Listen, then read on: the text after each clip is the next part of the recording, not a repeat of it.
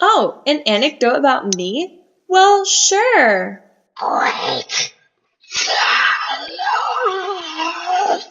So, little known fact about me, I have a thing for ring-tailed lemurs. So my husband, socially inoffensive celebrity guy, I know, he's a charmer.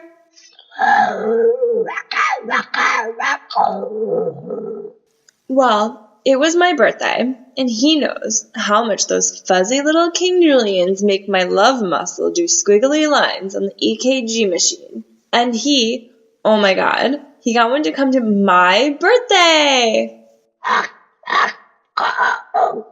It's like they're covered in a cotton candy layer of cuteness, and I just want to eat it all up. Shut up. You do not. You have a clip from my birthday? Oh, I am so embarrassed. Sure. Let's watch. Precinct 22, police evidence file, number 44-7, news helicopter footage. We are now entering hour 57 of this bizarre police standoff. Eyewitnesses claim it all started when a woman, now identified as famous celebrity person Loria, was surprised by a ring-tailed lemur. The primate was on temporary leave from the local zoo and was intended to be a surprise birthday gift to Loria from her husband, socially inoffensive celebrity guy. The well-meaning gesture went awry when one witness claims Loria began to act erratically by kneeling before the lemur and proclaiming, "By the 400 gods of the southern stars, I stand before you, a vessel to exact your righteous vengeance upon the ignorant blasphemers." At which point, Loria allegedly snatched the eyeballs from a nearby party guest's face with her bare hands, yelled, "Thou art not worthy to gaze upon the Lord." Then, with the lemur under her arm, she stole the birthday cake knife, hopped the fence, and locked herself in a treehouse with child hostages from a neighboring child's birthday party. Just a second. I'm receiving new information. Okay. It appears the SWAT team is breaching the treehouse at this moment. We now go to a live video feed of the breach via helmet camera of one of the SWAT members. Dear God. 2 children appear to be fighting to the death in a ring of child corpses. Loria appears to be antagonizing the children to fight. She writhes her hands from what appears to be a makeshift throne, and the lemur sits upon her shoulder. We are now receiving audio from the scene. Celebrity person Loria, you are under arrest. Their blood, it nourishes her return.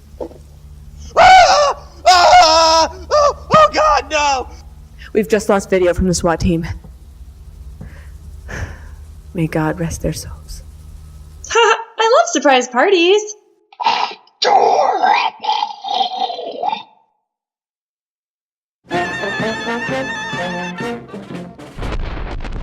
I'd like to talk about something serious now for a bit, if I may. The Egyptian pyramids. There it is, right on Front Street. One of the 7 wonders of the ancient world. Amazing. The oldest of the ancient wonders, and still we have no idea how they were built? Well, I'll tell you, it's all plethora of human ingenuity, one that we might never fully comprehend.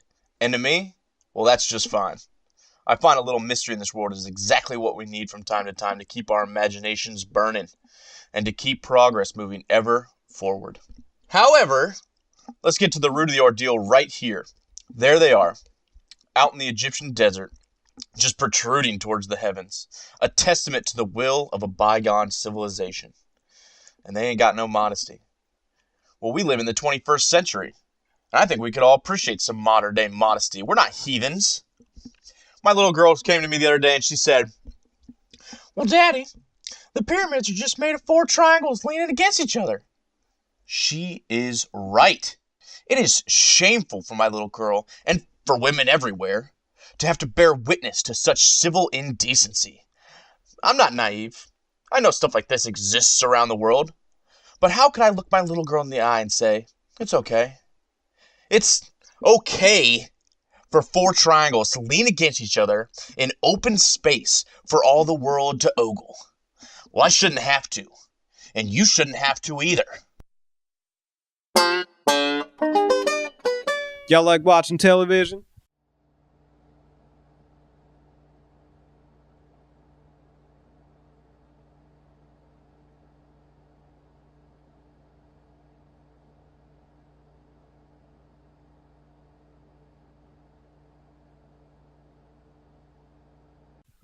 Of course you do. How else are you going to keep up on current events? Which family member is going to reprise their role on Cops? Who's that skinny bitch going to give her last rose to? And why must people be naked and afraid? And of course, which lucky watering hole will be chosen for saving? Let's be real, John Taffer's a goddamn superhero. When folk are at their lowest, he swoops in to save the day. Damnedest part is, a lot of the times those folks don't even know they're at their lowest. Then, John's got to give their egos the old Yeller treatment.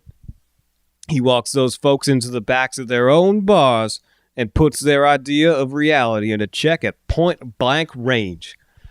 That's fucking real shit, my friends. Speaking of television and fucking real shit, my humble gallery, your boy old Monkfish has landed himself a show on public access cable. Yes, sir, we had a hoot shooting the pilot.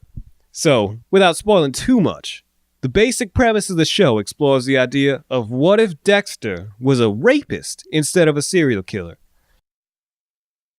There we are, filming the end of the episode, right? The director gives me the cue. Showtime. I put my game face on and give it my all.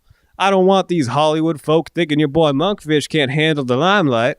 I may be from the wet dirt, but I ain't afraid of being on TV for the right reasons for once in my life.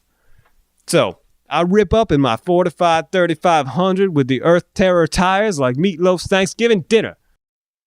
I mean, talk about a bat into hell, am I right? I skid into the Taco Bell parking lot looking good. I mean, in that machine, I was looking fucking mean.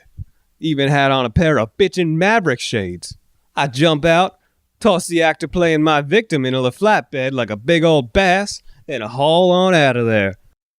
So, now I have my victim prepped and ready for the final scene in my secret hideout. To be completely true with y'all, I did have concerns about performance anxiety, so I may have chipped off half of Viagra. You know, for the sake of making a good first impression.